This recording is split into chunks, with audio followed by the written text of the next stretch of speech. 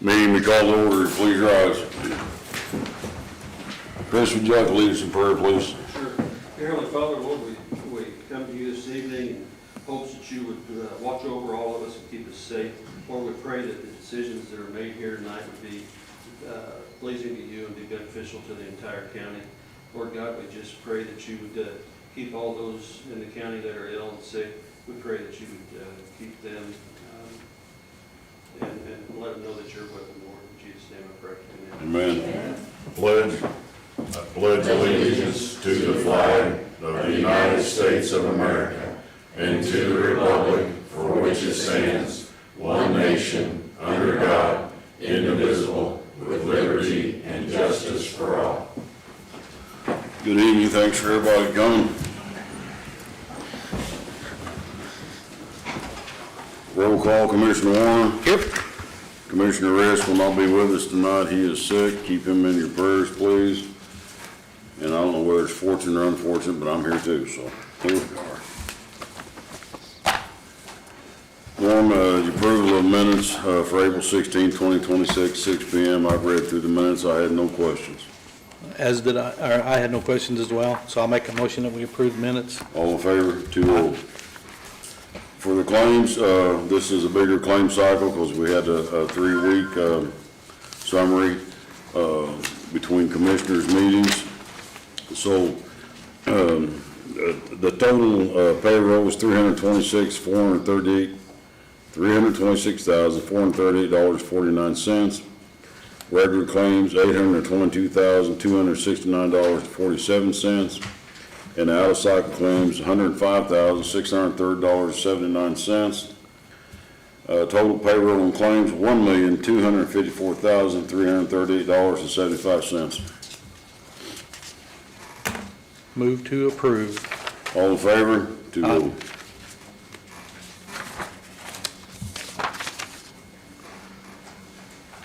Financial report, Mrs. Reeves. First of all, you have your rule sheets in front of you. Yes. If you have questions, you can contact Joe. We have your monthly schedule of fund balances, which will be in the funds. May 18th will be our settlement date that we will work out, and we'll know how much we collected in taxes for the spring settlement. We're still looking at the June 30th cash balances to try and begin the budgeting process. Tomorrow, the Form 1, what the state calls Form 1 for budgets, goes out to all departments, and they will have them back by June 1st to meet the requirements for the new budget 2.0 system, to get them entered. So we'll kind of know where everybody is at when we're looking. Hopefully by your June meeting, we'll be able to kind of give a little bit of a total of what we're looking at versus what your cash balances are. Right now, they're pretty steady. There are a couple of parties of concern. I've brought it to a couple of the council members' attention, and it will be addressed by them to keep an eye on them and moving forward and making sure that we're going to make it till the end of the year. Awesome. Thank you, Sheila. Old business jail project review.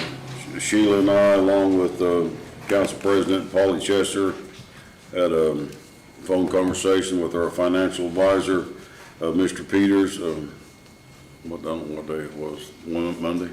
Yes, Monday. And Jeff is a very smart, very intelligent person. Gave us some good news on some stuff for the jail project. He will be coming Monday night to the council meeting, so if anybody from the public is interested in how the jail project's going to proceed and how we can afford to pay for it and so on and so forth, come Monday night, or at least tune in to your YouTube channel to listen to Mr. Peters, and he will bring that Monday night to the council. The commissioners will try to be there as well to keep this project moving forward. So that's the latest on that. Capital improvement project plan. Mr. Peters, also our financial consultant, is drafting up a plan for us for our capital improvement plan for 2 years for the county. It involves quite a bit of stuff. Capital improvement projects not only include the jail, but also include roads. Roads a big thing. We all know roads are a big thing, but the capital improvement plan is going to address that along with our insurance, the jail project, and some other projects that the commissioners have got kind of on the horizon. But Jeff will be dealing with that, and we appreciate him. He's a wealth of knowledge. This guy is phenomenal. So if you never hear him speak, come and hear him, or at least tune in Monday night to the YouTube channel. I forgot to add congratulations to all the candidates who won, and even the ones who lost. There's no shame in losing. The shame is if you don't try. But my hat's off to everybody. It's good. Thank God it's over. Hallelujah. Sweet Jesus. If I can get all the signs picked up, I'll be in good shape. So it's all good. Anyway, so thanks to everybody. Planning Commission would rezone pending requirements. Norm Warner. Yes. So we had asked you to bring back a drainage proposal. Well, first, before we get to that, so Drainage Board. Back several years ago, we were part of the Clay and Vigo Solid Waste group. And at that time, we had a Drainage Board. When we dissolved that partnership, the Drainage Board became the commissioners, and that's how it stands today. Let me find my reference here. I believe it's 155.231.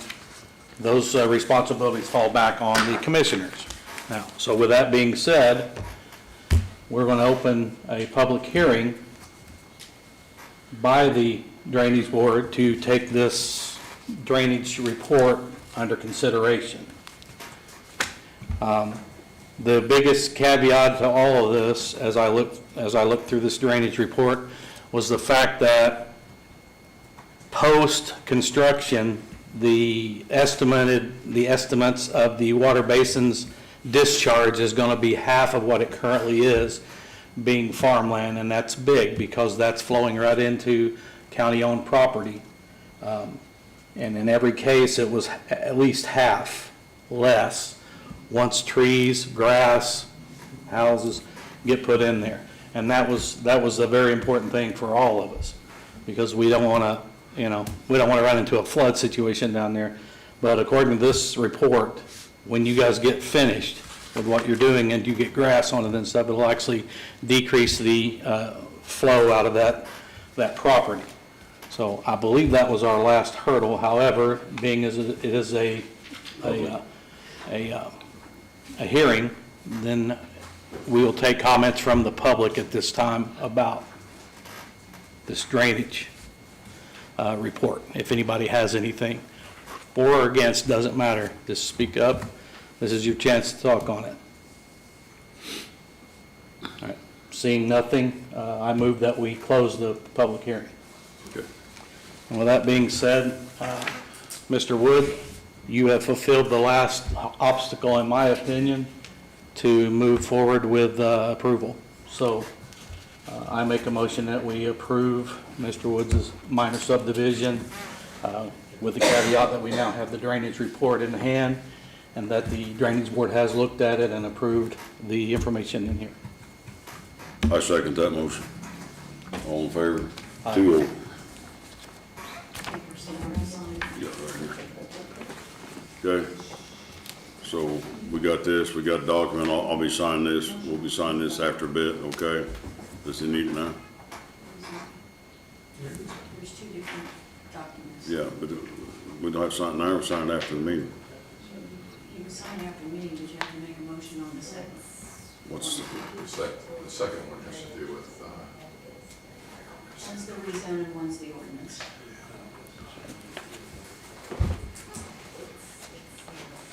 you're not out of the woods yet, Mr. Wood. Thought you was, didn't you, huh? Unbutton that top button, no, there you go. So we did It's just that. an ordinance we have to Right.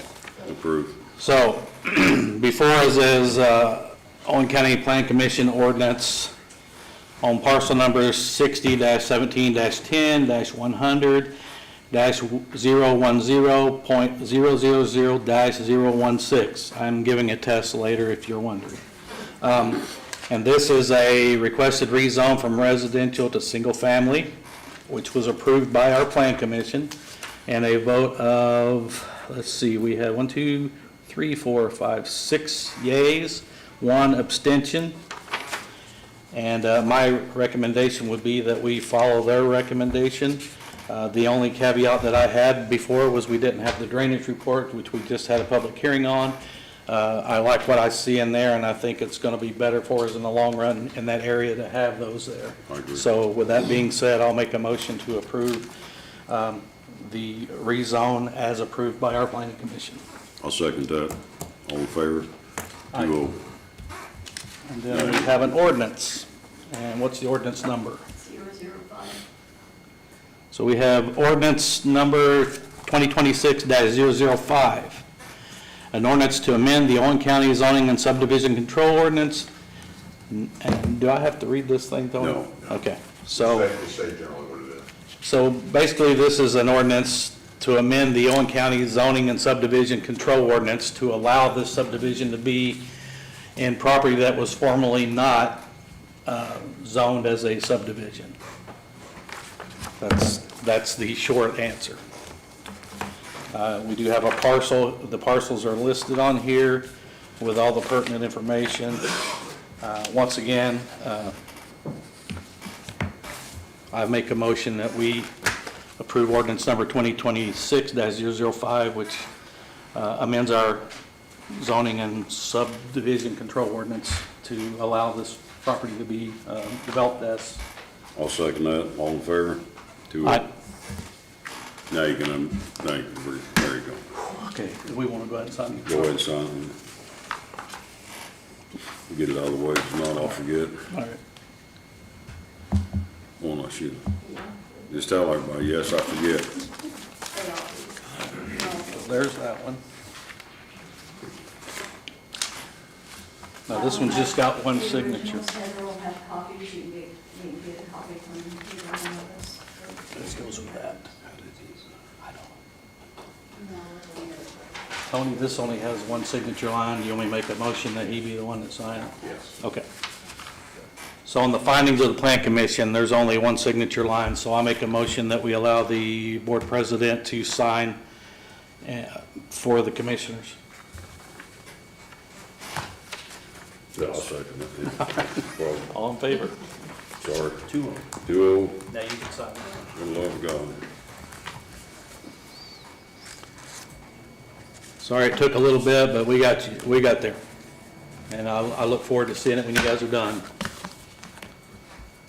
And see less water coming out of there. I will make you aware that, you know, there's karst, there's fractures underneath there. That whole part of the county's that way, so. But you knew that going, I think we talked about that during the Plan Commission meeting, so. I wish you well, and I look forward to seeing what you come up with out there. I will mark it out and initial it, because you guys had originally was going to sign it when you realized you were going to do the drainage, so. I'll- Understand. Speaking of, yes, ma'am, go ahead. No, He'll be back to the plan commission one more time anyway for his final. The He plat, came to plan commission for preliminary, and then he's gonna need to be finalized. We've got a final plat to bring back to plan commission in June. in June, okay. And that's when there'll be a Mylar and all that good stuff, okay. It is definitely a process. You said June? so let's, I wanna not back up on Mr. Wood stuff at all. We're done with him. Appreciate you following through, sir. Now I'm gonna back up on the drainage board thing. And, I'm just kinda making a recommendation to fellow commissioner here. I think the drainage board needs to be made up of not just commissioners. I don't think that's right. I don't think it's fair to the public. I think you know, one commissioner could make up drainage board along with maybe somebody from the plan commission or the building department or Chad, one of your group. Doesn't mean you have to be on that, you know, but, or you or. So, well, we don't need, well, we don't need too many people. I don't want, For the last few years, the commissioners have asked Chad and the health department to go take a look and report back to them with their findings and then recommendations be made. well, I think, When we did Foster Farms out there, at that time, the drainage board was two of the commissioners, and I had them to come out. I was the plan commission president at the time, because we had the same issue, only it was a lot bigger basin, and it was more homes. And Concord Road was becoming a problem because it was basically acting as a dam. So, long story short, we brought, at that time, the superintendent for the highway, we brought the health department out, and we actually enlisted a friend of ours that is an engineer, aquatic engineer, just as a consultant. It didn't cost us anything. He just did it out of the kindness of his heart, and we discussed that, and that's when we upgraded that pipe to be bigger to get the water out of there. And honestly, I was over there over the weekend fixing signs, and there is no water setting there anymore. That's made a world of difference. And that's what we can do if we get everybody in together and get in the right places and figure things out. So I agree with you. I think we need to encompass a few more individuals in that have a vested interest in it. yeah, I don't. Definitely like a highway should be involved, especially Sure. if there's water or roads involved. Well, And maybe then- we can kind of get this weeded out between next now and the next meeting. I don't feel two board of commissioners need to sit on it when there's other entities that are active. So would that require an ordinance, Tony, to amend this, because it was reverted back to the commissioners? I It don't would be know. better. I So- think it'd be better to do that. So how many members do you think we need on this board? Well, I would say planning commission person. The surveyor would be on there, the way it used to be, the surveyor was on there as a non-voting member. I think we need somebody from the highway department. That's 3. The commissioner would be 4. Health department would be 5. And what about soil and water? Well, we could put soil and water on there because the non-voting member would then still give us an odd number. You don't want an even number is the key. No? So they're more there as, well, there's a name for it, aficionado, some, ex aficionado. So you said a member of the health department, or somebody with the health department, Health soil and department. water is a non-voting person, one commissioner. Surveyor's the non-voting person. Right. Highway, health, plan commission, surveyor, soil and water. Why would you want to be on the board you couldn't vote on? I think they have to be, they're, Is that law? yeah, Okay. they have to do that. There's law for everything. So anyway, if we can get that drafted and then Okay. we'll work on getting. Now, those appointments would be, are we gonna let those groups appoint the person? I'm going to appoint you right now. I'm talking about everybody else. Officially, unofficially, plan commission, actual plan commission members cannot sit on the drainage board. I spoke with some people about that, to clarify that. Okay. They sit on the plan commission as a voting member, they cannot sit on the drainage board. So that puts me in an interesting conundrum because I can't do it now. I'm on the plan commission. But you can sit on it as a commissioner. Okay. Can't you? I don't know. Commissioner would be a voting member. Okay. But he's acting as a commissioner, not a plan commission. He's I'm got on two both, sep- though. got two separate, we'll get it worked out, but Yeah. I don't know what the real, I'm sure there's probably some sort of rule involved in that. Well, here's the other thing. I was just looking at the statute that talks about the composition of the board, of the drainage board. There was a new statute that was put in place this year Hallelujah. that talks about this issue, and I'd like to take a look at that. Sure. Okay. Well, Got it The right here. motion is that the attorney will draft an ordinance based on the policy and report back to you at your 20 meeting, Sounds good. meeting on the 21st. Sound like a good motion to me. I'll make that motion. I'm in favor. I don't know what you said, but I'm in favor of it, so. Anyway, we'll get it worked out to where you have a good drainage board. I just don't feel like two commissioners should be sitting on the board. It's unfair to other entities who can be involved, so. New business. It's all about you, Mr. Lunsford. Well, I sent you guys an email about this, but, Yes. so, years back, there was a project started, kind of came into the light, here in Indiana called Mobile Integrated Health. We looked at it years ago. There's no direct financial benefit for the county for EMS to have done this at the time, so we opted not to do it then. So Mobile Integrated Health is basically where you take a paramedic, or they also call it community paramedicine. You take a paramedic and put them out in the field to kind of resolve some problems that has come around in the last decade or so. Those problems, if you look at it from the hospital side, some of the healthcare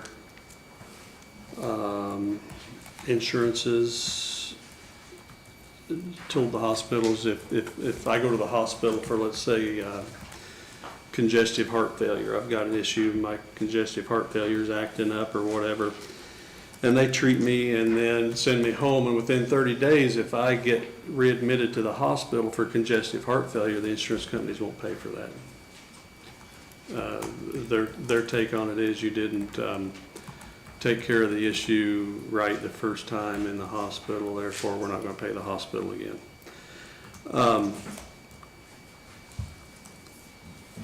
And when they got looking at this, what happens is, a person may get discharged from the hospital and say, okay, take this medicine this time of the day, this time of the day, and this time of the day, and then you need to go do this, you need to work on this.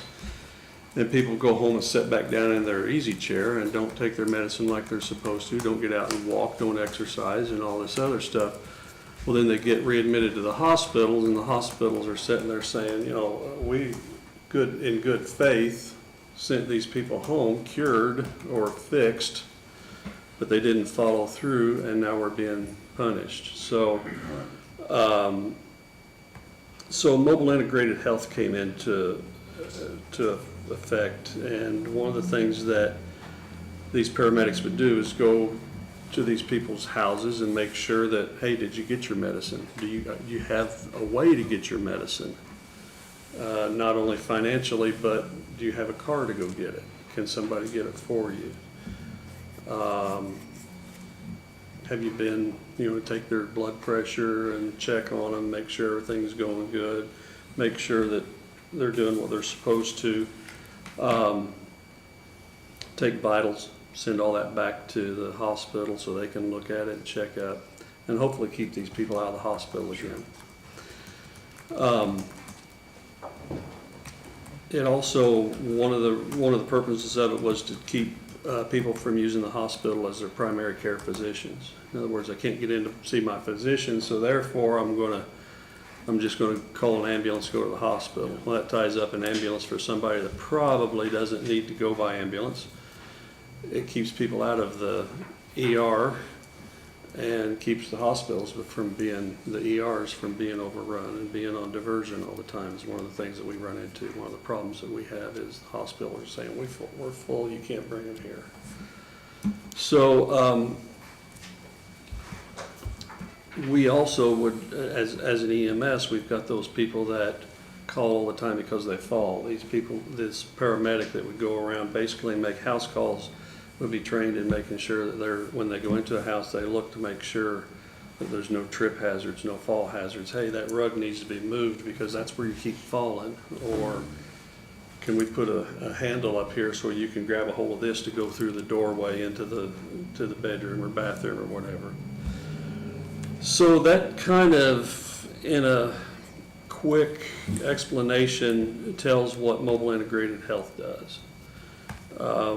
We would,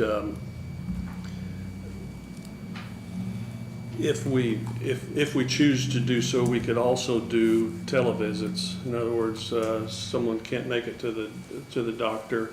On our vehicle, we would have the ability to connect via internet to the doctor, and we could take vitals, we could do all this stuff for the doctor, and then the doctor could talk to the patient through this telemedicine and keep the patient from having to, maybe that doesn't have a way to get to the doctor or whatever. So you can see that it'd be a good benefit for the residents and the patients and the hospitals. Currently, Indiana Rural Health has a pretty large grant from the federal government. And one of their goals, I mean, they've got tons of projects they're working on, but one of the goals is to make sure that every county has mobile integrated health in it. Like I say, we elected not to do it years ago, but it sounds like they're going to put mobile integrated health in every county, whether we pick it up or not. Yeah. In other words, right now in District 5, which is where we're at, there's Vermillion, Vigo, Clay, Owen, Park, Putnam, Sullivan, and Greene. Currently, Vermillion, Park, Putnam, and Greene have mobile integrated health. Right. If we would elect not to do that, they would talk to Putnam County or Greene County and say, hey, if we give you guys the money to do this, we want you to expand into Owen County. All right. So that tends... That's not a benefit to us. That's not a benefit to us. And I'm not so sure that our residents would get the attention that they could get through our own county EMS. Is this person employed by you or by? They would be an employee of Owen County EMS. We'd have to find a paramedic. I don't want to pull a paramedic off of the street and run our emergency services short, but we'd find a paramedic that would want to do this, and we would employ them. Now, I went ahead and talked with someone from Rural Health, and they had to have a project put together by last Friday, so they went ahead and put us in as yes, but with the understanding that it could be no. The first 2 years, we would receive $300,000 to do this. The first year would be $200,000, and that would pay for a vehicle, equipment, computer, internet connectivity, and then also pay for the labor for the person, including benefits. So you said for 2 years they'll give us 300,000? Yeah, the first year would be First- 200,000, the Okay. second year, because the first year we would use that extra 100,000 to purchase the vehicle and all the equipment. Okay, year one, 200. 200,000, then 100,000, correct? Yeah. Okay. Can I ask a dumb question? Okay. What kind of liability, in the scenario that you were talking about earlier, where this person tells them you're fine and they have a heart attack and die, what liability are we opening up to above and beyond what we'd already be opened up to if our own paramedics did that? I mean, is there any? I don't think there'd be any additional liability. I mean, because we're given, like, let's say that there is a telemedicine interaction between us and a doctor. We're just giving them, or between the doctor and the patient and us involved in it. We're just giving them vital signs and listening to the lungs and all that, and then the doctor's making the decision. Okay. Now, if a person's having a heart attack, they're not gonna be using mobile integrated health. The EMS is gonna kick in and we're gonna take them to the hospital. So if this person went somewhere and then it was above their head, or they saw that this wasn't gonna be something they could handle, then they would go ahead and call the ambulance and we would run a normal run, Yeah, right? Okay. yeah. I just wanna make sure And there's that doesn't no, mean, and that definitely doesn't mean that if someone calls 911, we're gonna send a paramedic first to see if they actually need it. Right. We would be getting the information from the hospitals, and they'd be saying, or a doctor's office, and they'd be saying, hey, you know, Jerry just got discharged from the hospital. We need to follow up with him and make sure that he's doing X. so it sounds like their visitation process would be prompted from outside the county, more than likely. A lot of it would. Okay, There would be some, if, the benefit that EMS would get out of it is if we have that, what we call frequent flyer, somebody that calls 3 or 4 times a week to go to the hospital, somebody that is falling all the time, we could say, hey, paramedic B, can you go follow up with this and see if there's something we can do to keep him from falling so much. So that would drop our run volume, but it would, those type run volumes a lot of times are where we run lights and siren to somebody's house, pick them up, put them back in their chair, and then go back to the station. So it would hopefully, and they say they've got numbers to show, but it should decrease those runs for us. That would keep our ambulance in service for emergencies more than what they are now. after the 3 years, do we have any idea what the funding's gonna look like?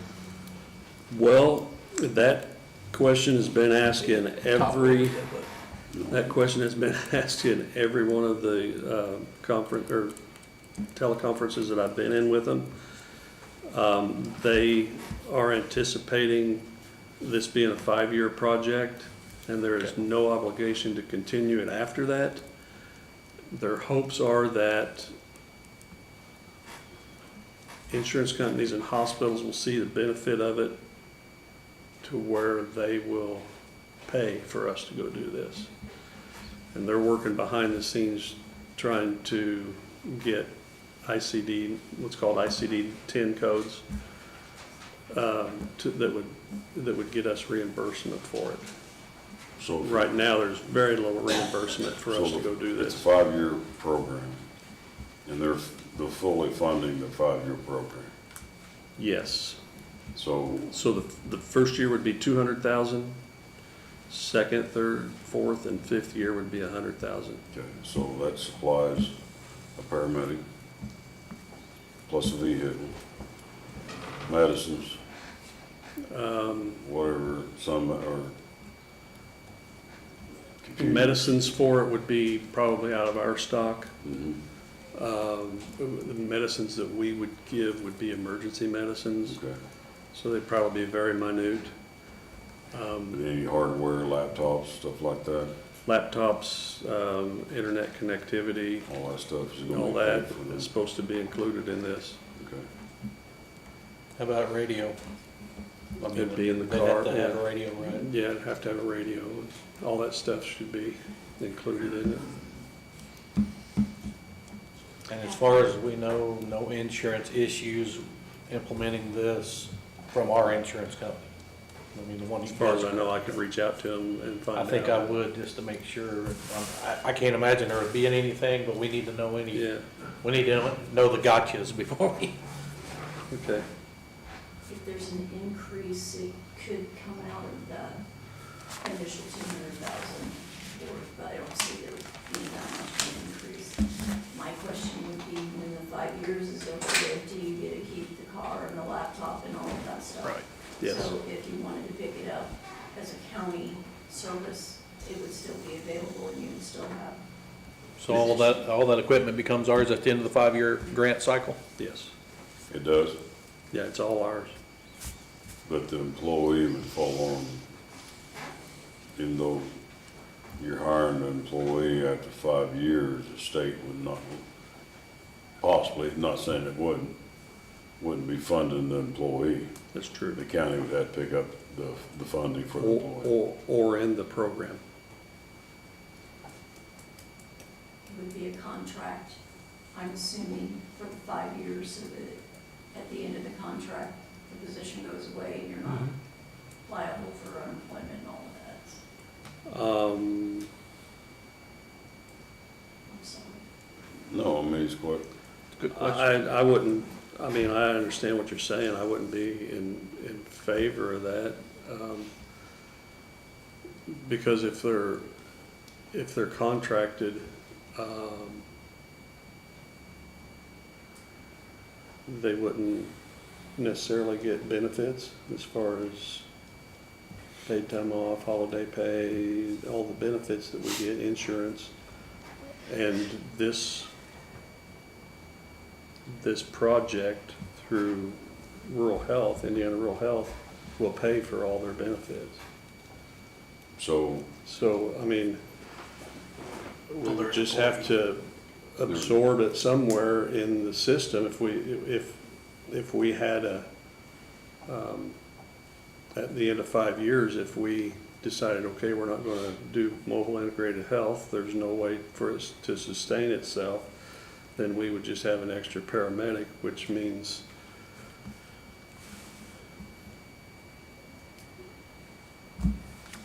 it'd be one, which means we would have to just absorb it into our system, whether they would go to part-time or lay someone off and then hire them back as part-time or something like that. so with that being said, it could also mean that after the 5 years, and let's say the project got terminated, it could also mean the end of the paramedic. Because, not that we want it to be that I wouldn't want that at all. But the council would have to absorb that, they'd have to pick up that funding. Or do away with it completely and that person would just become part-time with us. Okay.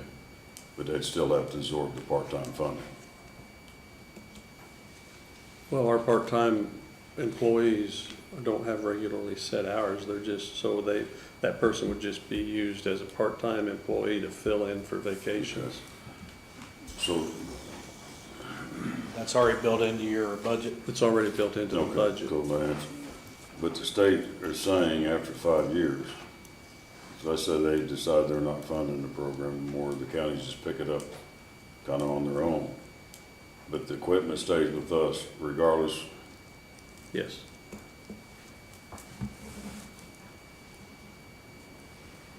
I will check with them. I asked that the other day. Positive they said yes, but I will double check with that. I just think the importance of that is knowing that you can maintain or continue the program with what you already have. And in 5 years and no more than they would be doing it, your vehicle would still be worth Well, value and continue it. I would think if, you know, after 5 years, you're gonna know how well this program is working. Mhm. And if it's a good program, I don't see the county not saying, hey, we're sticking with this. You got a good paramedic, you got somebody that's doing this. We got the equipment, stuff on this road, we put that right into. I wouldn't see where, I can tell you this, some counties that have implemented it already, their hospitals have realized the value of it, and the hospitals are kicking in money on it. Our issue is we don't have a county hospital. Monroe County has a mobile integrated health system. Bloomington already does this. I don't know if Bloomington Hospital or IU Health Bloomington, I don't know if they are kicking in any money on it or not, but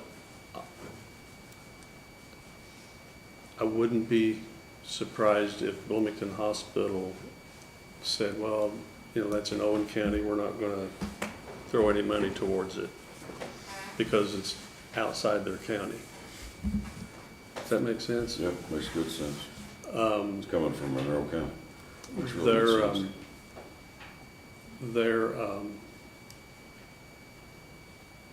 like I say, working right now trying to get ICD-10 codes that we can bill for this, Yeah, that'd be good. but there's no guarantee there that the insurance companies may push back and say, no, we're not, we're not gonna pay for this.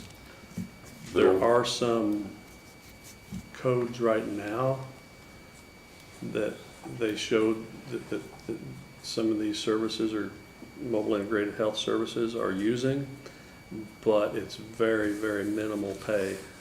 Definitely doesn't pay for itself. So how does the state fund this? Do they quarterly, do they fund it quarterly, upfront you It would be reimbursable, so we would have to spend the money and then get reimbursed. so even with the equipment stuff, we buy all the equipment and the state reimburses us? Indiana Rural Health Association reimburses us. do we- And do we this have any- wouldn't start till January 1st. So this is something we'd have to work on during budget hearings, right? To make it. You can run the funds.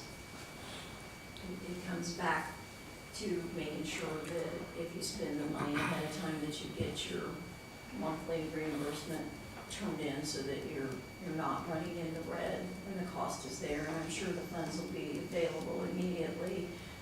We have several in the county that are reimbursable grants like this, and monthly you turn them in, and usually within 7 to 10 days you have your funds back. So it might be an upfront cost initially, especially if you're getting a vehicle.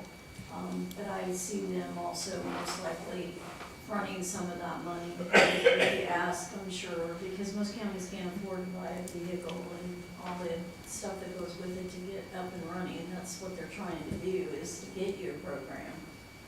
So is this would be an account we would have to make though, right? We don't, this, Right, we would have to start a new fund Okay. and there's that. no existing account that covers this. I would definitely want to keep it separate Yes. so that we can, Yes. so we can monitor So the profitability of it, I guess. this would start in January? Yes. Okay.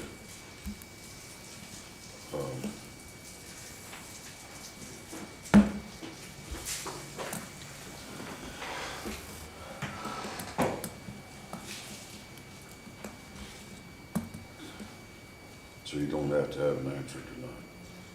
Or do you have to have an answer tonight? Or with the next, No, with the I next mean- meeting? I'm just gonna go present it to the council Monday night also and talk to them about it. Okay. I'm in favor. I think it's a good idea.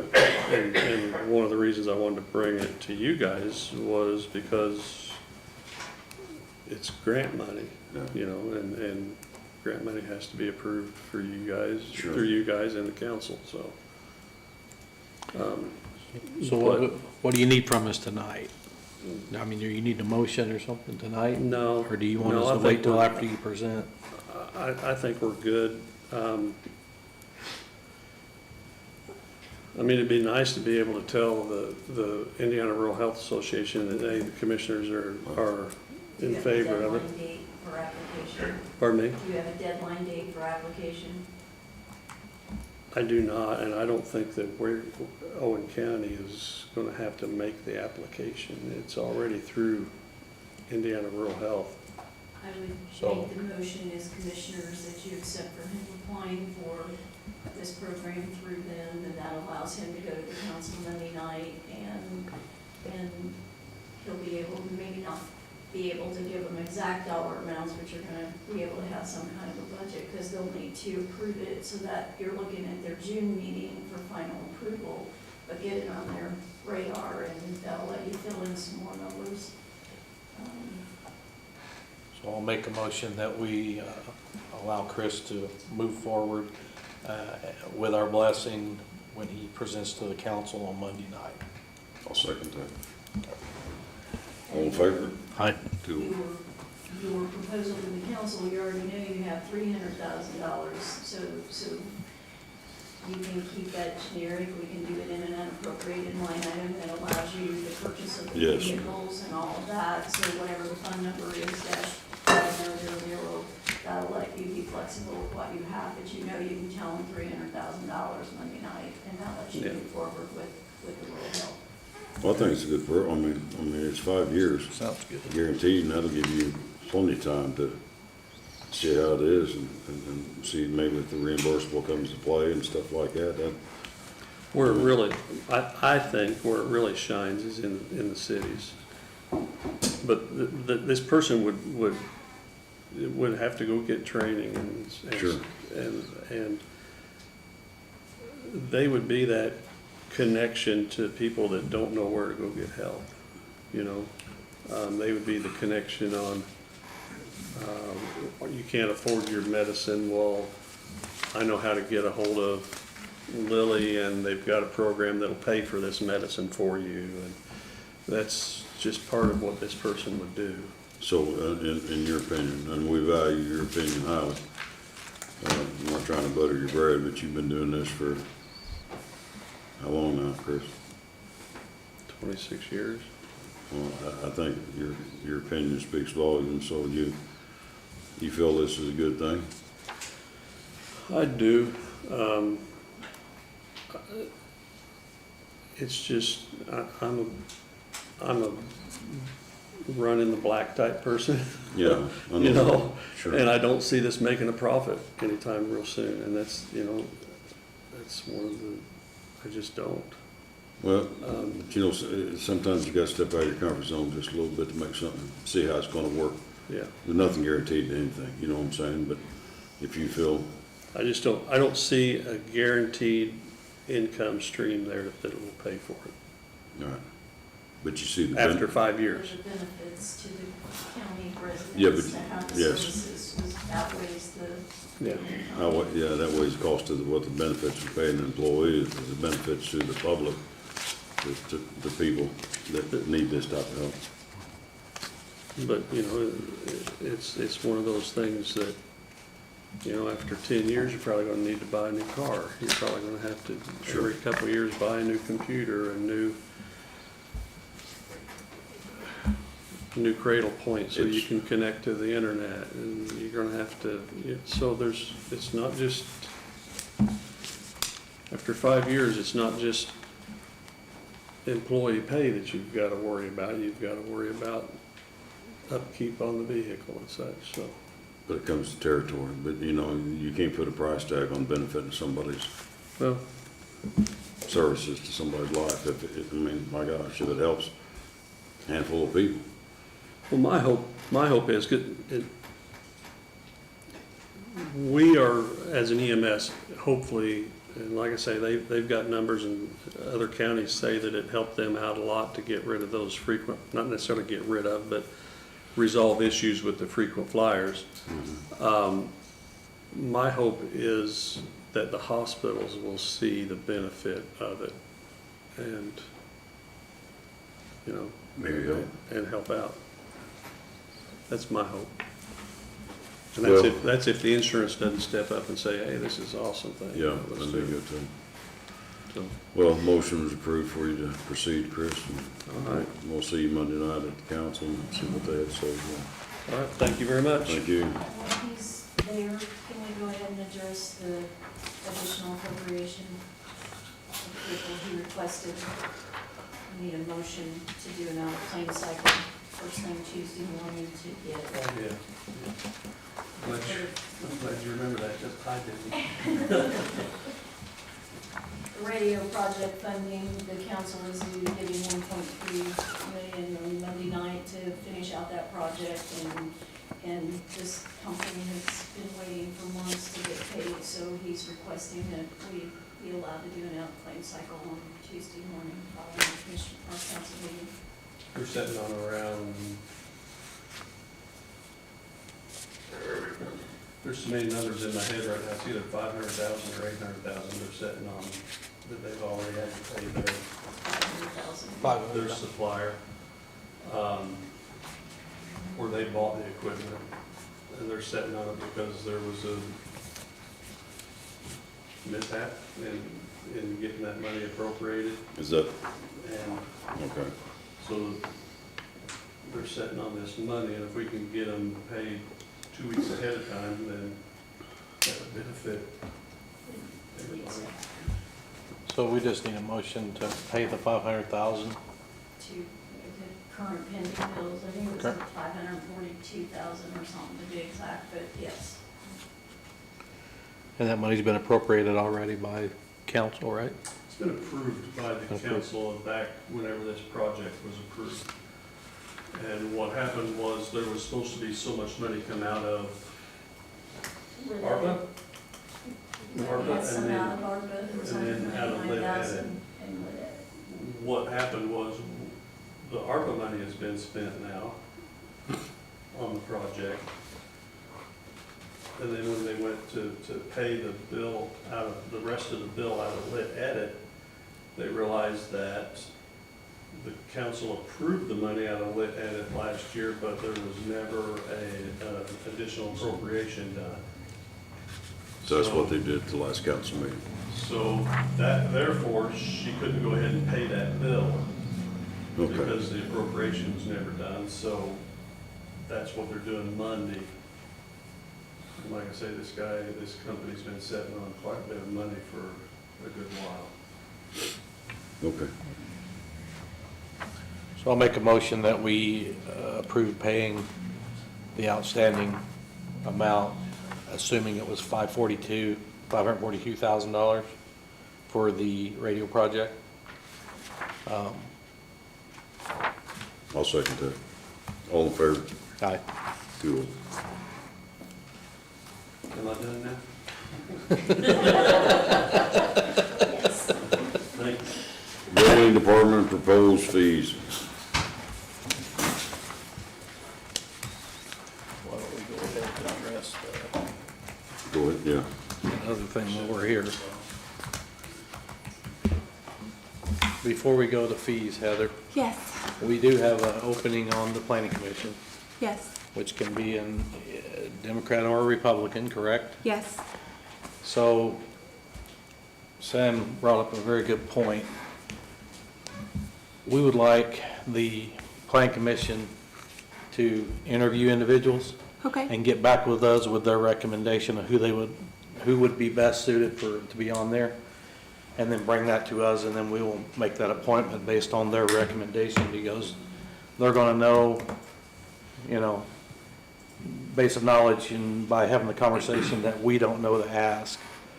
Okay? okay. So, we have one opening. Do we have an opening on BZA as well? Yes. Okay, so we'd like to do the same process there. I think that one is, I'll have to double check my papers, but I think that one is appointed. That may be somebody off the planning commission. Yes, So, yeah. once we get the planning commission full, then we can get the Then you person can go and move from- over to the yes. BZA. Just want to make sure that with this appointment of the planning commission, like Norm said, I know it's by the commissioners, but it's an R or a D, either one. Yes, So I don't want this been strung out way too long. Yes. And let's get this resolved. So, We're gonna have to advertise it, right? you know, Yes, she does. yeah, I mean, but I don't want to string it out. I want to get the applications in yeah, and give them 2 weeks. Is 2 weeks plenty of time? So get your, tomorrow preferably, but get your announcement out so Okay. that it can meet the criteria Because I for, know John Trout's here, and he mentioned that he's, yeah, Yes, I'm gonna. he's right there. Okay. but And then there's another lady that has showed some interest, but anyway, Yes. put it out there, let's get them in, have them meet, hopefully, what we got? We got, I don't got time to get them in the May one, maybe we can get them in the June meeting. And, June meeting, yeah. I don't and- think I have time to get anything in the paper, in time for your next meeting. okay, but you have to give them plenty of time to get their application turned in. So Yeah. if you give them a couple of weeks, give them a deadline is though. that 2 weeks good? Get you, have it to the paper by Friday, it can be in next Wednesday's paper. And then give them a week, if people are truly interested, they Right. want to see it, give them a week, and then that'll let you get back to their June meeting to present to them. Okay, Because there ain't no sense in the commissioner. I mean, we know a little bit about it, but be better for the planning commission to interview for it. okay. Good job, Norm. So, that's that. So that's one thing. And then, I lost my train of thought. Oh, fees. Yes. All right, so the current fee structure, we've looked it over. You made recommendations on a new fee structure. And somewhere I have an ordinance.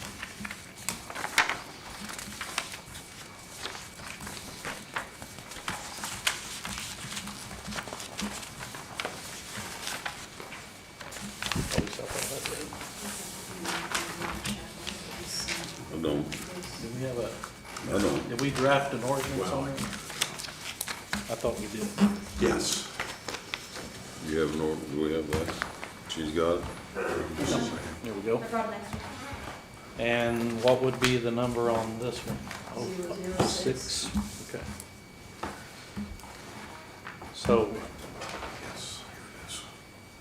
ordinance number 2026-06, and the ordinance amending the county building permit fee schedule. Now, we did receive information about another potential fee that we could add later. We will add that later to what we are looking at tonight, but for the basis of this ordinance and this fee structure, this ordinance basically goes along with your recommendations on the fee structure for the county, to move from what it currently is to what it will be once we've approved this ordinance.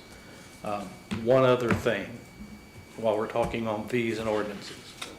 You looked at a piece of software, and I haven't had a chance to look at it yet, but you Yeah. looked at a piece of software to automate this process, which I think would save us a ton of time. Yes. Yes. Can you give us a quick synopsis? Yeah, so I've looked at a few different companies that do this in the past, but the one that I've recently been working with is called Cloud Permit.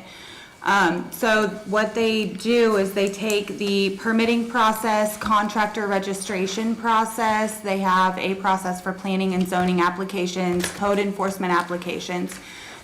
You can, as a contractor, log in, as a homeowner, log in. You can put in applications for any of those permits. You can view, log in and view people who actually have cases against them or people who have building permits open. You can see where their process is at with the login. If you're a county employee, we have endless user licenses with this company. So say health department wants to have a login, look and see if they have a code enforcement case open, they can check the updates on that. It would generate reports that would go to the assessor, generate financial reports for the auditor's office as well. It allows for contractors to schedule inspections, to pay for their permits, it automates the process to make sure that people are submitting full and complete permits.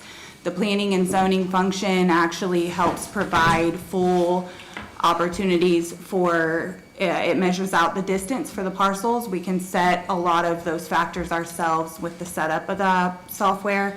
So, you know, if we say it's 660 feet, then that map goes out 660 feet. It gives you every neighboring property, then it automatically generates that list, sends out mailing to those people. It allows you to really customize that for what our ordinances are too, and then it'll pull those in.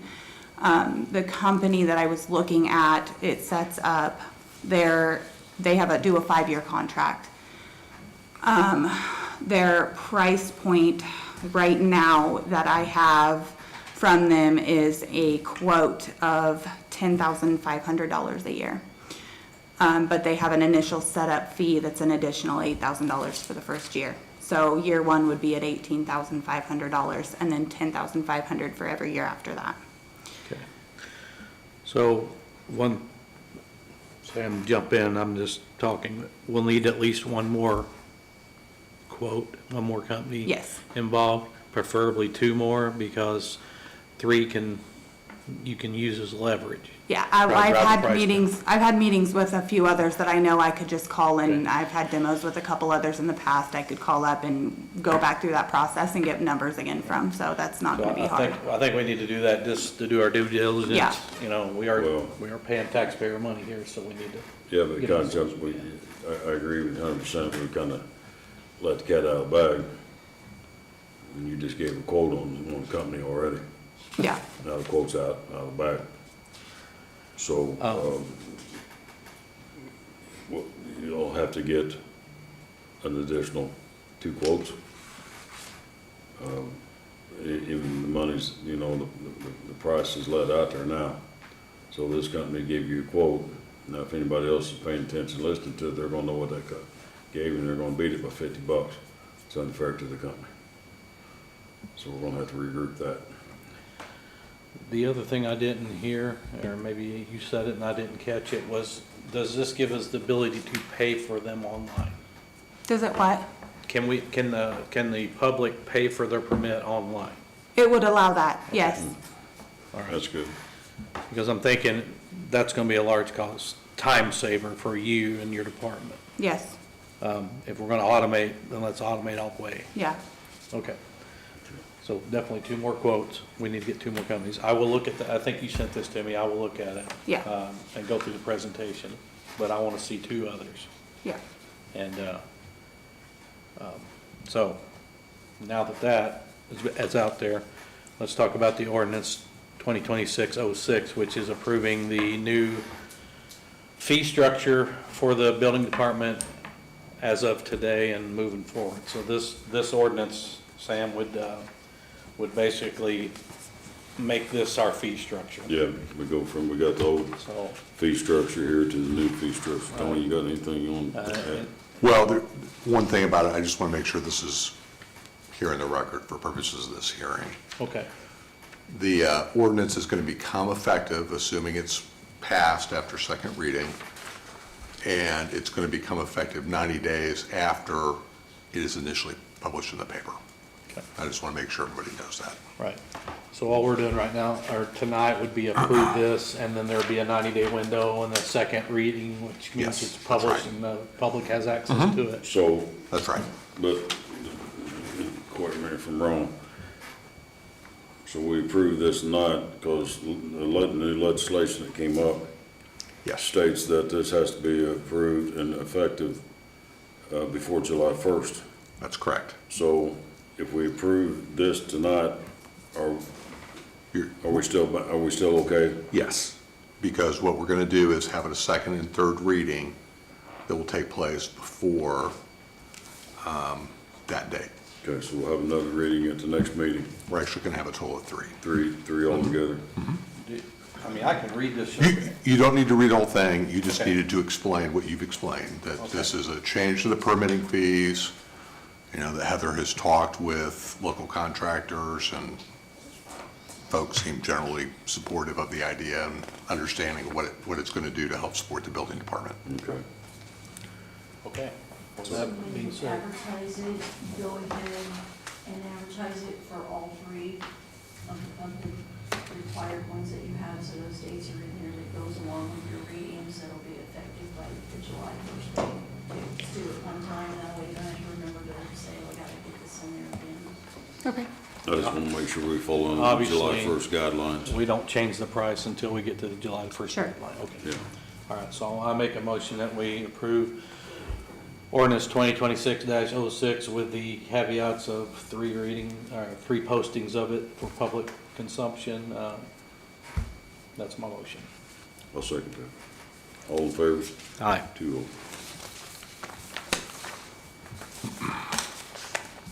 Okay.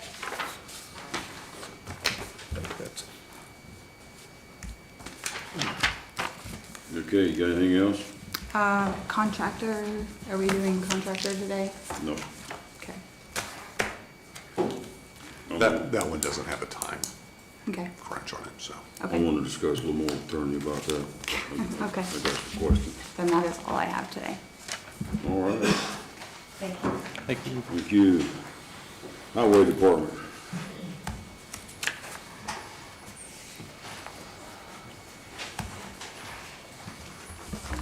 Chad?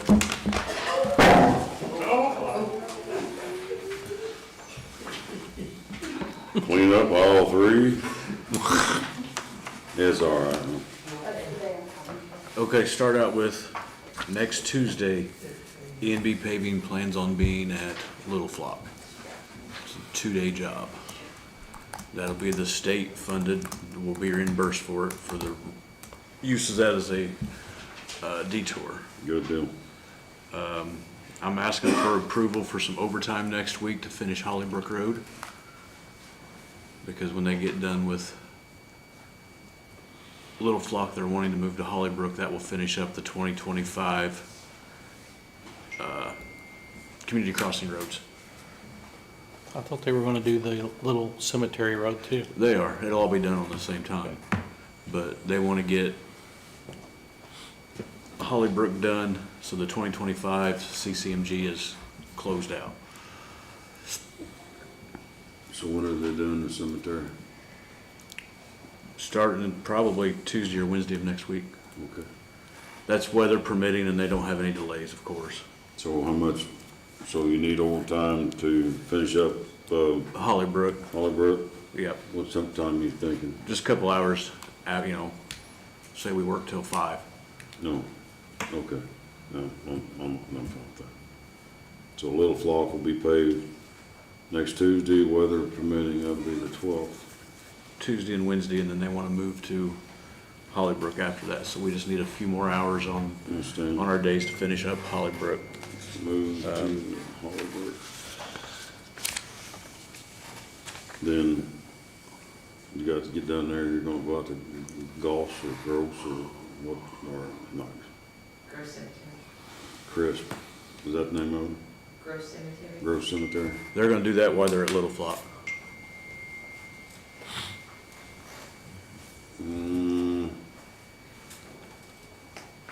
Do we have any culverts put in at Crisp Cemetery? No. There's only that one big culvert, and then That thing's like a speed ramp. When they Yeah. pave that, or they gonna pave over the ramp too? yeah, they'll pave the whole, all the way from the old cattle crossing at the cemetery, all the way out to 43. Okay, so the old cattle crossing, that goes right back to the cemetery. Yes. Okay, then doing it all the way. Yeah, at the fence to the- line there, all the way to 43. Okay. Man, that's pretty good sized bump there, ain't it? But I understand. We got confirmation that all the 2026 CCMG paperwork is good. They got all your DocuSign documents, we're okay there. Good. We received word today from RMC, they'll be doing some aerial trimming next week from 9 a.m. to 3 p.m. on State Road 42, Jacobs Court, Uncle Ed's Cabin Road, Bullardick Road, West Dam, and Fertig.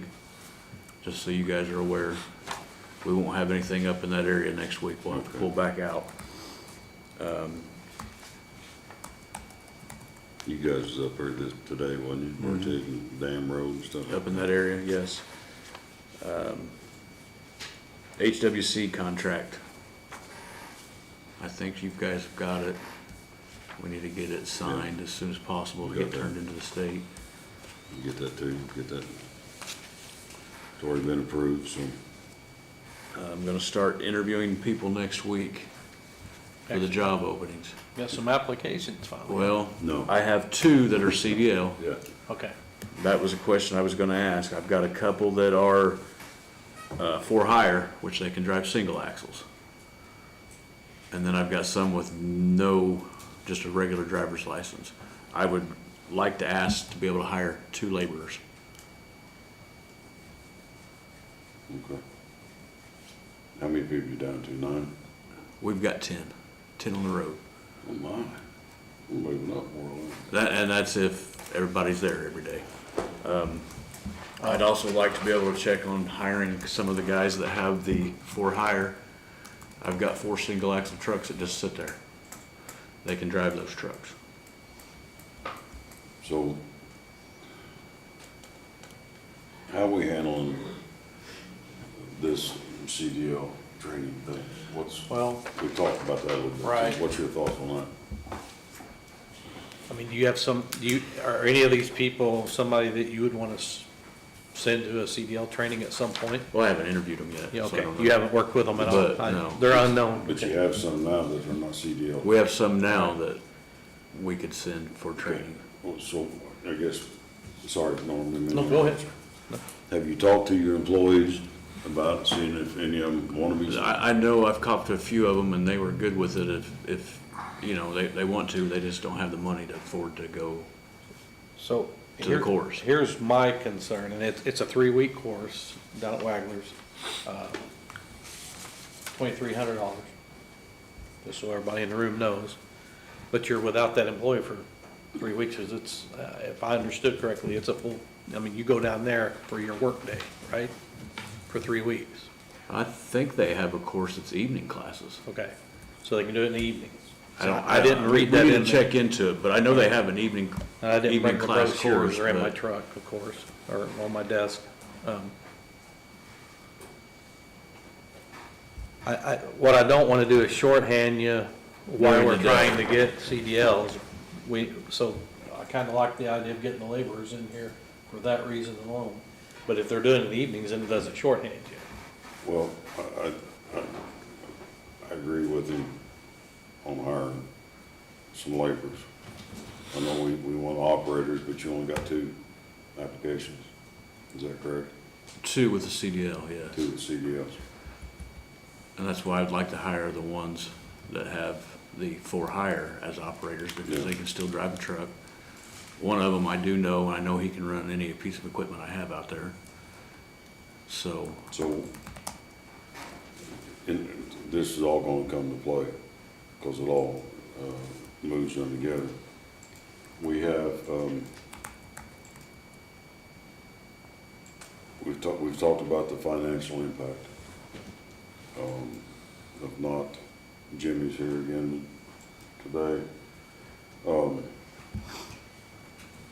Because we're gonna make a motion here in a minute to go to the council Monday night, with a request for pay increase. Is that correct? We talked Yes. about that. absolutely, So, we because don't have to, I'm gonna lose yeah, anybody, well, we don't, when they're paying what they're paying elsewhere. well, we don't have to mention or, you know what? We're just gonna request a salary request to the council Monday night. I have spoken, with a couple of council members about this issue. They understand, the strain, but it's still a financial impact for the county. We always know that. Yes. But due diligence for the commissioners to go fight for the people. It's not all about money. You know, when you get down to a few guys, it's, you know, integrity, overwork, you know, stuff like that. So Monday night, I want you to come to the council meeting too. You need a vote. And, you know, any of the highway people that want to come, we'll go present this request to them, and we'll get something worked out. We've gotta get some people, because we can't keep up. No, there's no way. There's absolutely no way. I mean, we just can't. Yeah, so, you know, I have absolutely no problem with them hiring a couple laborers. Is that what you want to do? Yes, And hiring the drivers without CDLs. the for hire license. But when it comes to the CDLs, I'm gonna stand on this one, unless you present something different. We need to do, it's not always about the money, but getting the CDL is good for everybody. Good for you, good for the men.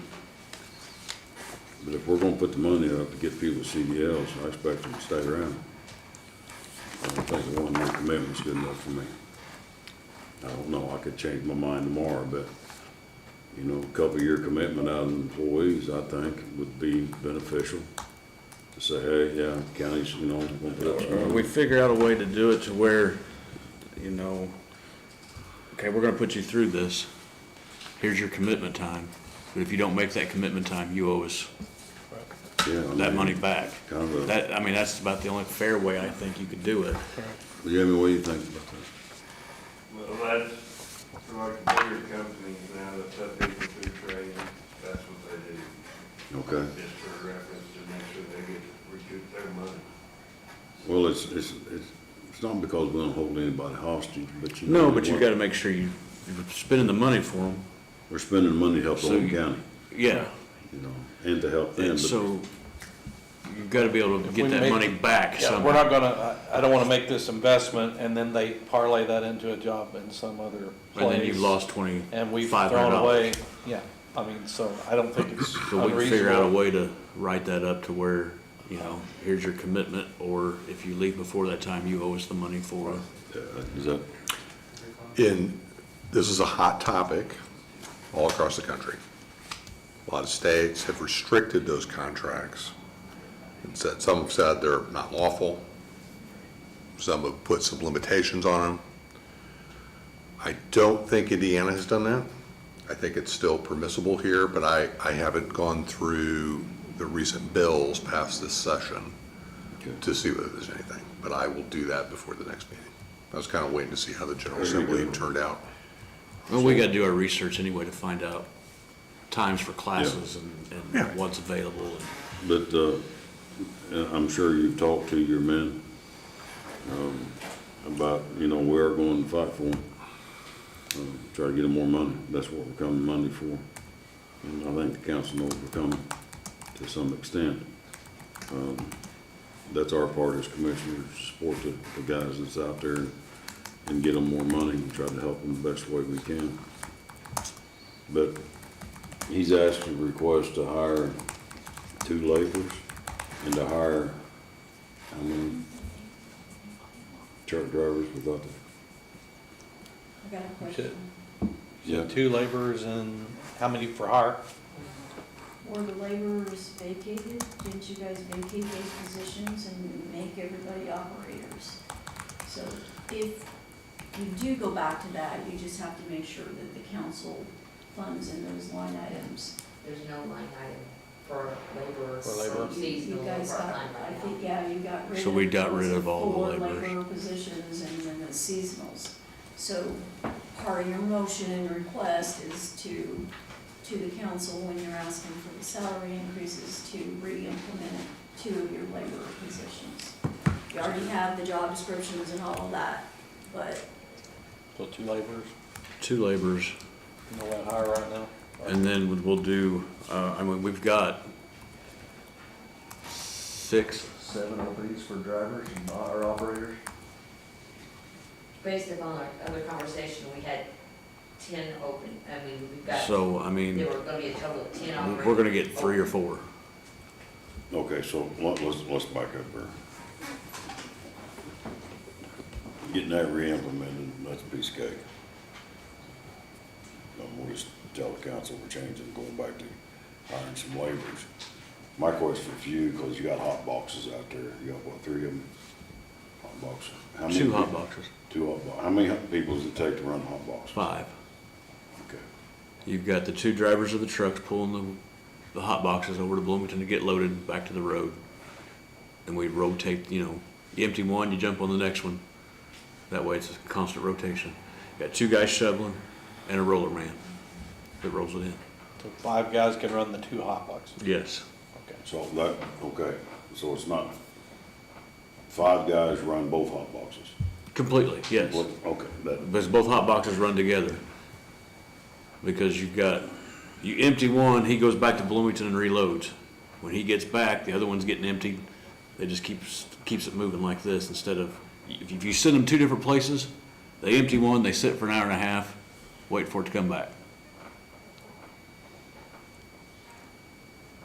You see what I'm saying? So if you get 2 laborers and 3 operators, then you would have that covered. And then we can get out and patch some holes, right? so, okay, so I guess I'm just dense. So it takes 5 to run 2 hot boxes. How many does it take to run? How many would you need?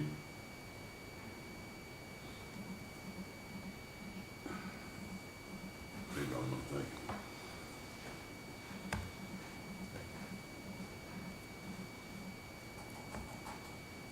So if you had 2 more laborers, what would they be doing? They'd be the shovelers.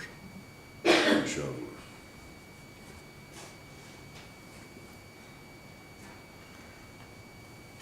I'm just trying to get things in my head. So we've talked about this in the past, I don't mean to keep everybody here, we're about done, but we got 3 districts, and you're traveling from one district to another, trying to fulfill the obligations of people that's upset. Is that? Yeah, we can't do it Okay. Well, right now, not even I'm close. gonna throw this out there, and this will be a sore subject to people. Well, guess what? Too bad. We've talked about this. Would it not be better for you in your 5 and get 2 more laborers to stay in the one district and work that district and get the roads took care of, then move to another district?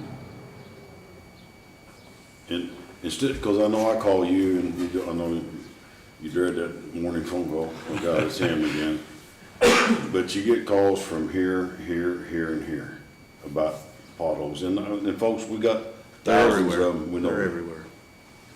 But what I'm saying, if you get a couple more laborers on the shovels, would it be better to stay in one district and get that district filled as quickly as possible and move to another district instead of traveling back and forth? $1 million question. It kind of goes both ways, because Norm's got some roads that are absolutely horrible. You've got some that are absolutely horrible. Dave's We're got driving some. through the fields now. You know what I mean? So, You've well, you try to presented roads already, and you picked 5 roads in each of your districts and asked them to kind of rate.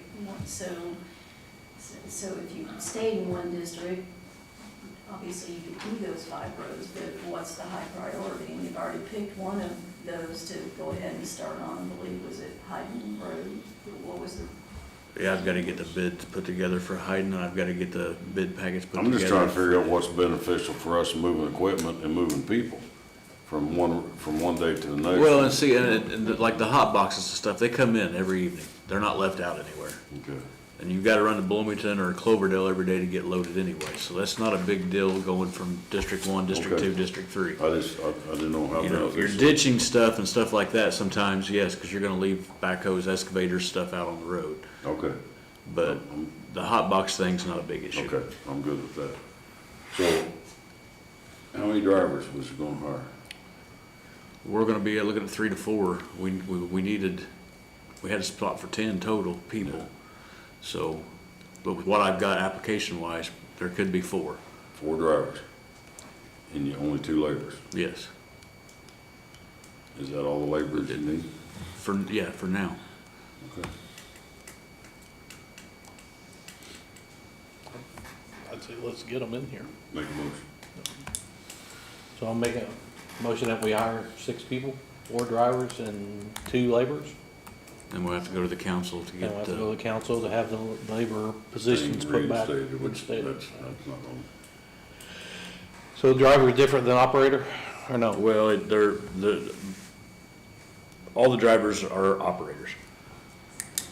So the 4 you're gonna hire will be operators? Will be Okay. operators. So the only thing we need to reinstate then is the labor Two positions? laborers. Okay, Then we need that's to, my motion. then we'll have Tony visit the CDL thing. Right. He said he'd have that for us at the next meeting. So I'll give you a chance to go ahead and advertise for who you need to hire, go with the council Monday night, we'll go with that. We got a motion on the floor, let's go ahead with the motion. Okay, so the motion is to hire 2 laborers, reinstate the laborers at the council meeting, and to hire 4 operator drivers. That's the motion. I'll second that, all in favor? Aye. 2-0. Then Monday night, we'll go to the council. While we're talking, I'm gonna make a motion that we present the council with the salary request for the highway department Monday night. I'll second that. All in favor, 2-0. Aye. So we'll get that done. We'll see what happens Monday night. You'll know Monday night, Jimmy. You know, we have a course of action here, and we'll present that to them and see what they can come up with. I think we'll be fine. I really do. I'm pretty And like I confident. said, it's very frustrating for the taxpayer, it's frustrating for us, but with 10 guys trying to get roads prepped that we're already under contract for asphalt, wind blows, wrong tree falls down. I mean, we're maxed. And I know it doesn't seem like we're getting much done, but we're getting a lot done, I think, for what we have to work with. Well, and I do want to make a statement to the public, and I won't be all about it. And I understand the public don't understand what's going on a lot of times.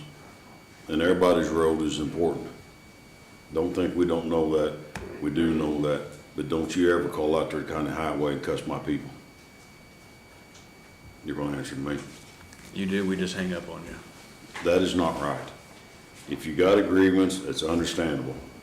There's no room for dropping the F-bomb and GD and cussing our people. If you don't like something, call me. And with that, what I'm saying that is, I received a message and cussed me up one side and down the other. Come see me face to face. We're not playing this, folks. This is not right. The county highway is doing the best it can. I know people think wasting money. I've heard it all. I've seen it all. But there's no reason to call on the highway and cussing Benita or Chad or cussing the commissioners. That is just not right. You know, you want to do that, we know where you live, we know where your address is, pothole will get bigger. It's not right. Just don't do us that way. Just try to be a little bit encouraging, have some patience, but hopefully you can get some people hired and help them move potholes along. I know they're bad.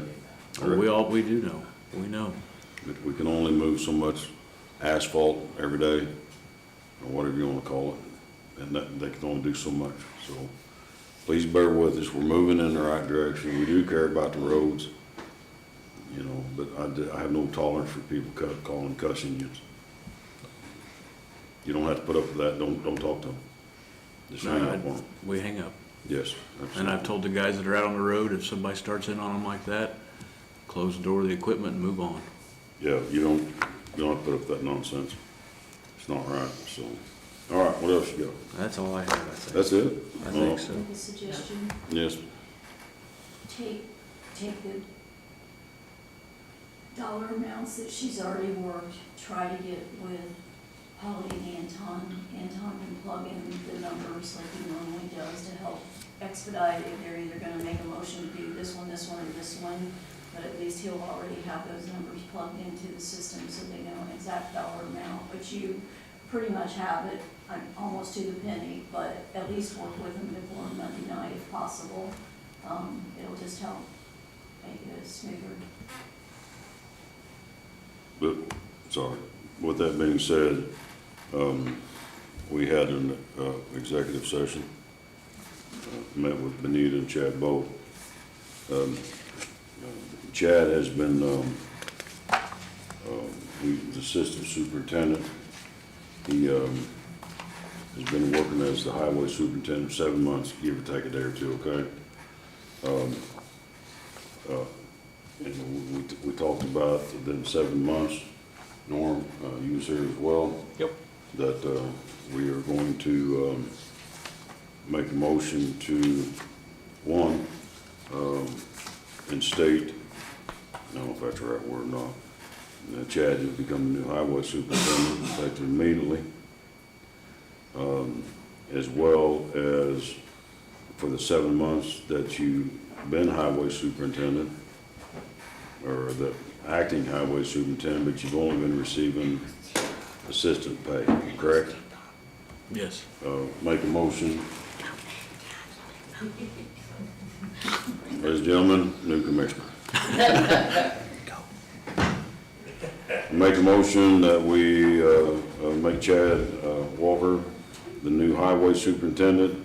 Along with that motion, we will pay Chad the difference between. You're being rude. We won't.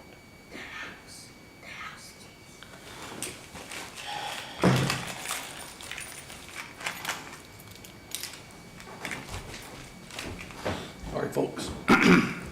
That we also pay Chad the 7 months of back pay, the difference between highway superintendent and assistant. Is that correct, Sheila? Also, with that motion, you'll never remember all this, just have to agree with it.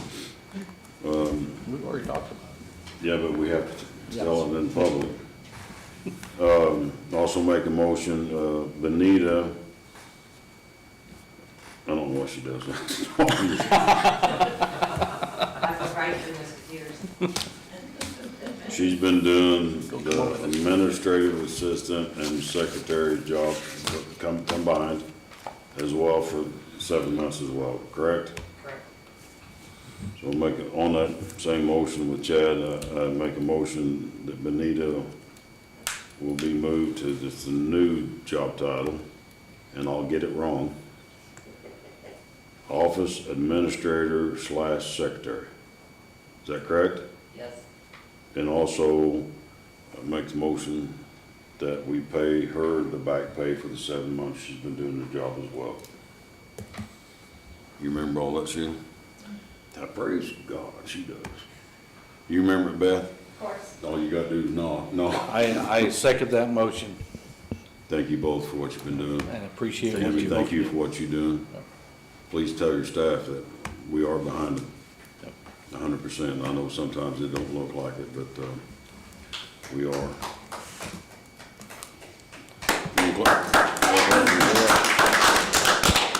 Thank you.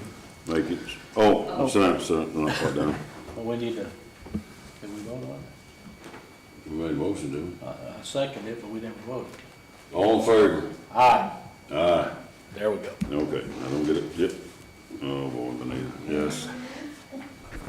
I'm bringing this up because the new distributor truck, the first payment is due June 19th. Praise God. And so it's on that paper that I gave you how to funds, but I just want to make sure that that's going to be being paid out here soon. Well, have you sent the claim to her? And I got a phone call from FEMA yesterday. They are back open for business now, and so I went in and signed a couple documents to be getting some more money, hopefully by the end of the month. You know what? Praise God. I'm not gonna hold my breath, praise God anyway. They only owe us like about $13.5 million, so. Hallelujah. 13 million. So, have you submitted the claim for the payment on the distributor truck? Yeah, Well, I haven't officially got anything, I just wanted to kind of give you guys that heads up. we need to go ahead and get it submitted so we get it paid. We know we owe it, we're gonna have to pay it, right, Sheila? Okay, the roads for ditching and culverts I sent you, I know you hadn't had a chance. I have not had a chance to get out Okay. to them. So- I do have a question on the one.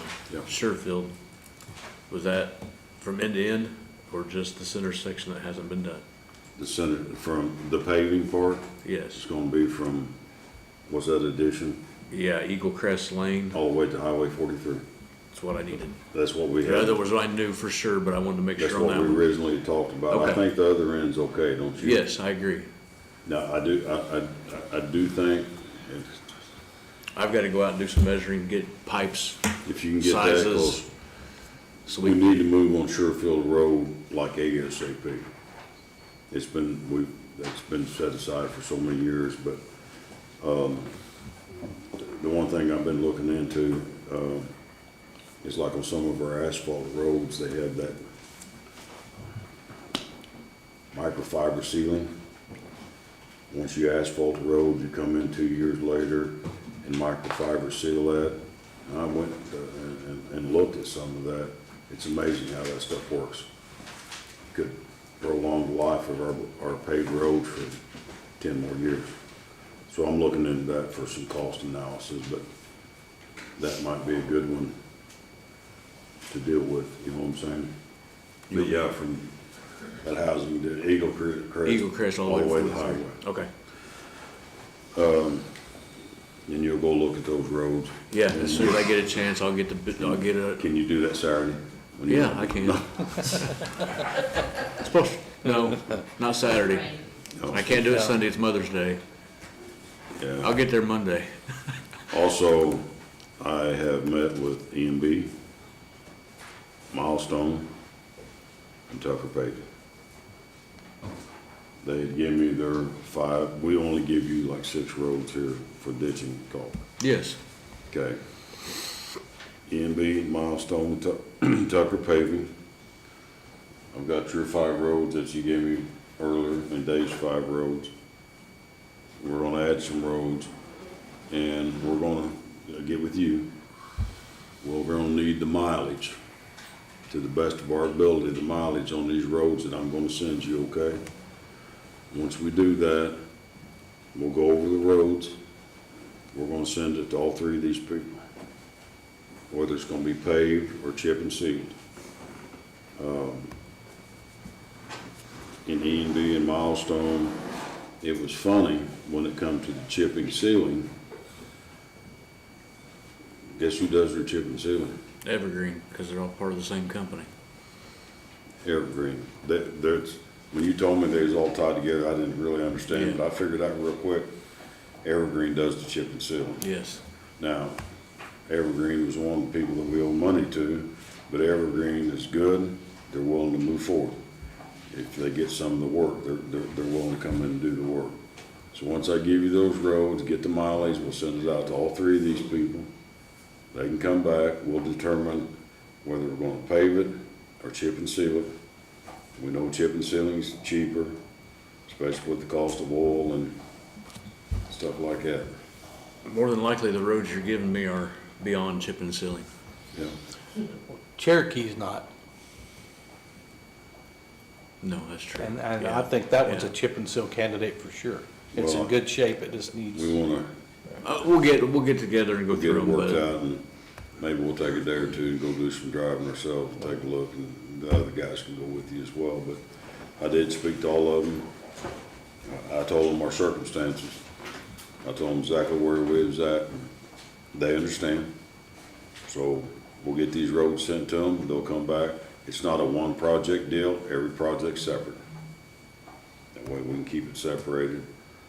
And once we see what that's gonna cost, we can dissect what we need to do and see where our money's at, and go to council maybe, and see what they can do to help us.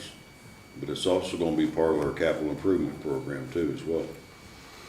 So for the public out there, we are working on this. I have a couple that I feel we need to do sooner than later if it's not on your list. What is it? White Road, Oh, what, yeah.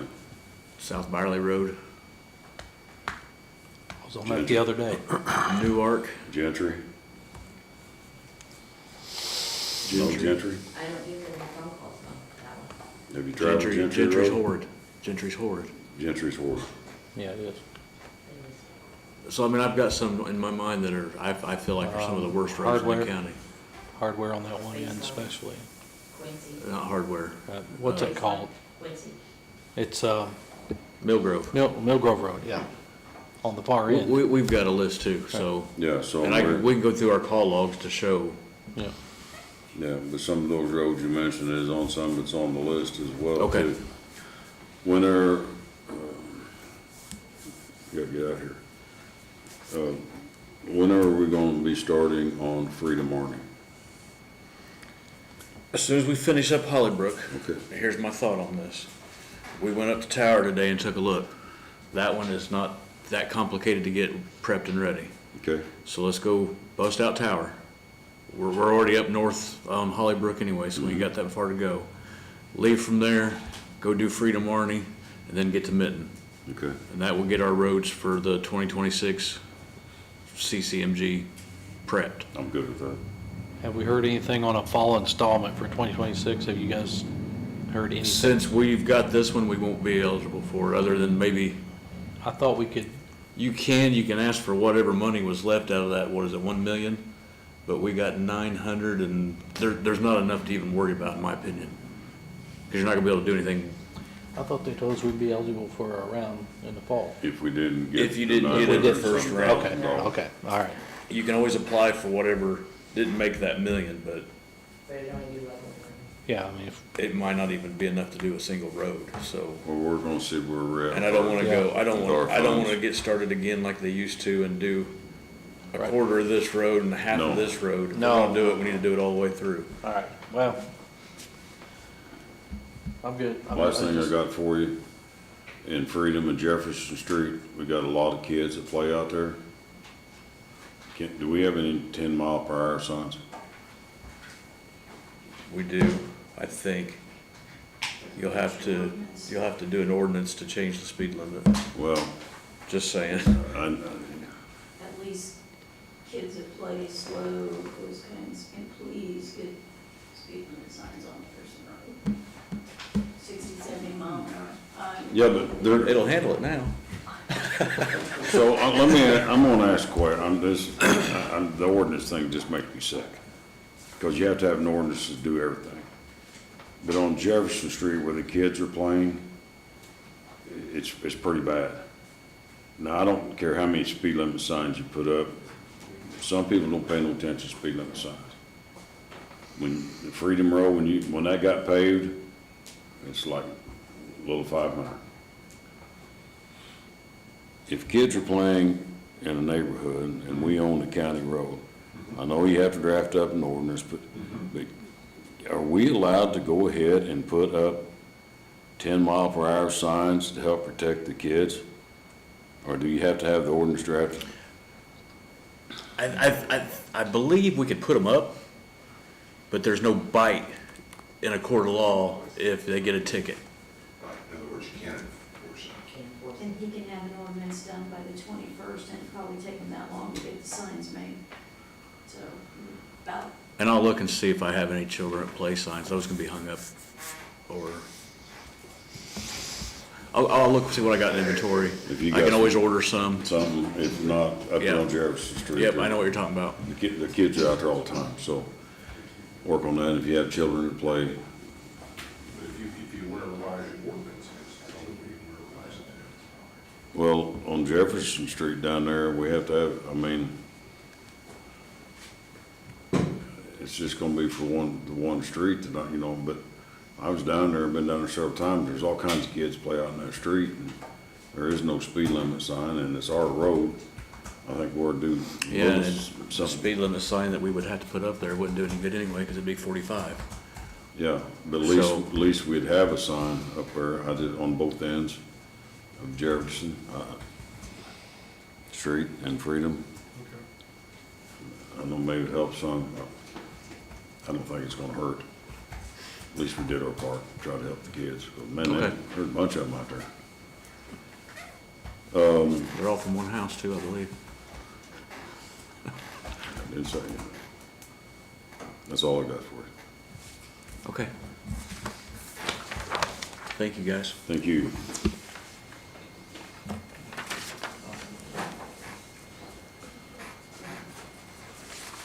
Okay, we're gonna go to the Commissioners' Fund and Project Review.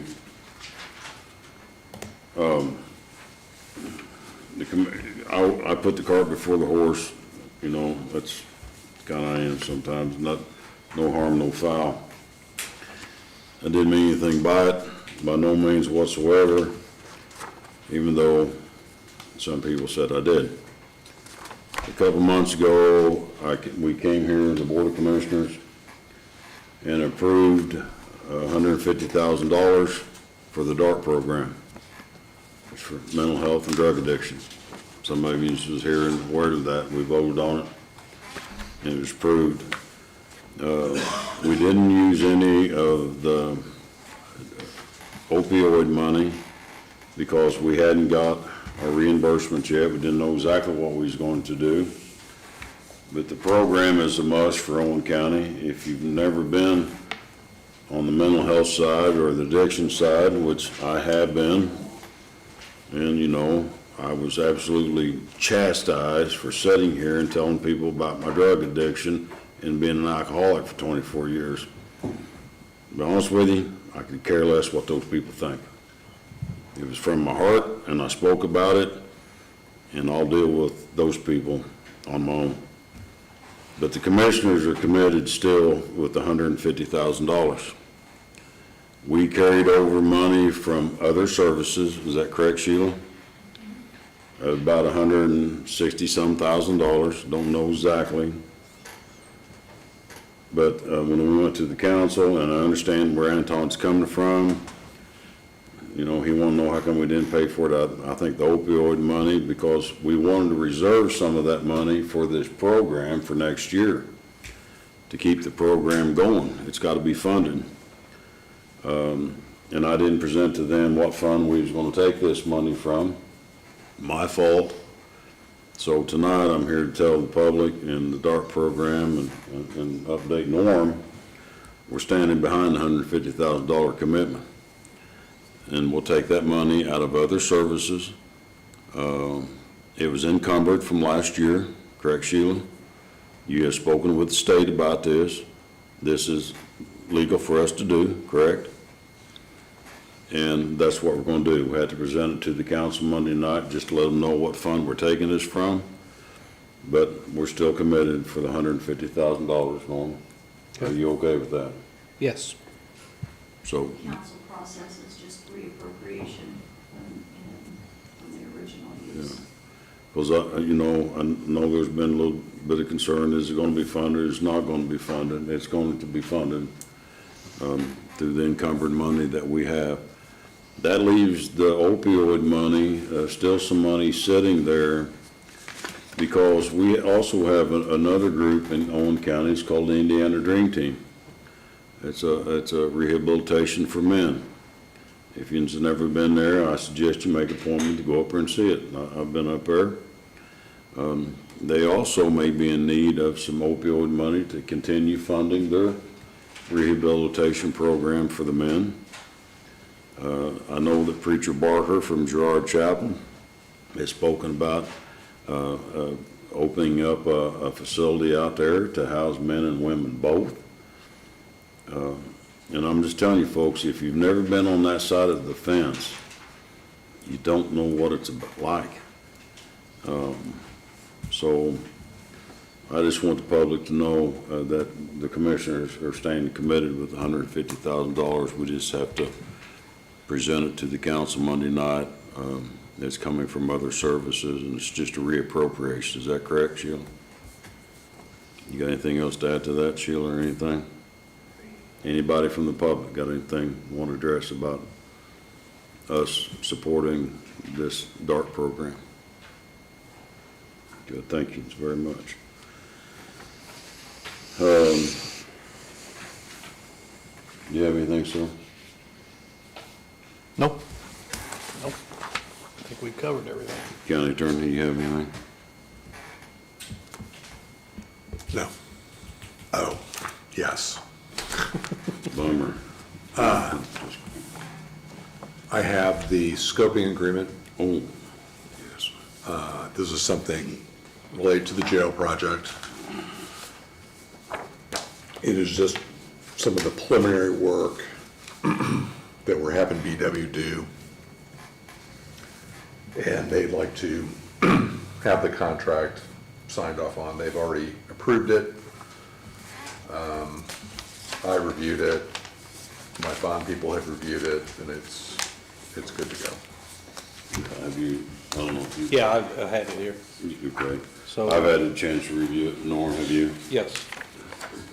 I'll make a motion that the Board of Commissioners, I think. It's a one signature, one All signature. right, you need to make a motion then. So I'll make a motion that we approve the scoping agreement between Owen County and Indiana Jail Project. And also, as a part of the motion, that we allow the president of the board to sign said document, since there's only one signature line. All in favor? Aye. Aye, 2-0, motion carries. I'll take care of that. Anything else, sir? And then another, what is, isn't that? That's the bridge thing. Does the bridge thing have to be signed? It doesn't have to be signed tonight, but as soon as possible. Yeah, because this is one we just got. I want to review the bridge thing. I want the county attorney to review it as well. And we'll have this for next meeting. Is that okay? Tony will email you a copy tomorrow. Yeah, if you would, because Yes. I have not seen that yet. Yeah, this is a new one, so. Did we get a copy of this in the email? There- Email it to them, he can have one, and give him that one. Did you email us a copy of this in their email? It's in there, but if you don't, follow the instructions, it downloads a garbage loop, so I will send, I've got it saved and I will email the actual copy. Yeah, get that and send it, I looked at it, but it was all Chinese. Yes. Right. Give us back to Sheila, Over the debit, you can't say. nothing against Chinese, I didn't mean it that way. If you just save it as a PDF and send it to me, I'll take it that way. Okay. Okay. Yeah, you got, Norm, you got anything? No, nothing else. Public comment? Yes. You and I talked about it earlier this week about making some kind of statement. It don't have to be tonight because we want to get out of here. But you could put it as an agenda item for the next meeting to speak to what the planning commission is reviewing on the current building codes that are Owen County's building codes, and that you may copy and paste from the consultant's UDO that was up in air, just to clarify to the county, because I have seen, and I know that Facebook's not always right. I know that only too well. But that there has been no ordinance passed that I know of about any ordinance change to the building and zoning and subdivision ordinance. Some kind of statement or discussion, prepared statement or otherwise, that you're not using the consultant's UDO. The UDO that the Plan Commission is working on is Owen County's current subdivision and zoning ordinance. Because people think that there's been a UDO passed for the county.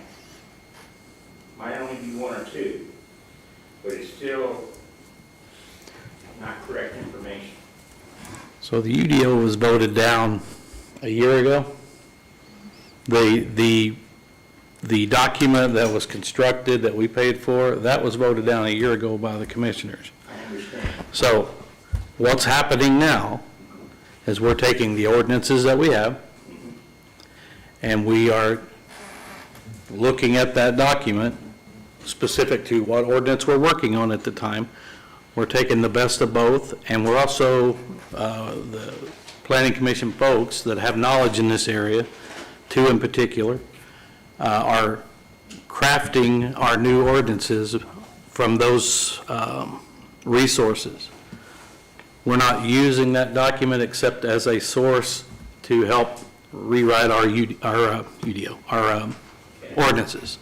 So there will be no UDO designation on it. I understand. And when we were working on it, there was UDO still on some of the papers. I told him he needs to get that off of there. That thing is dead, it is gone, and we don't want to bring it back. But we do need to update our ordinances because they are badly, badly outdated. Now, I understand. the only other thing I would say about that is we amended an ordinance tonight. So, I mean, technically, they're changing.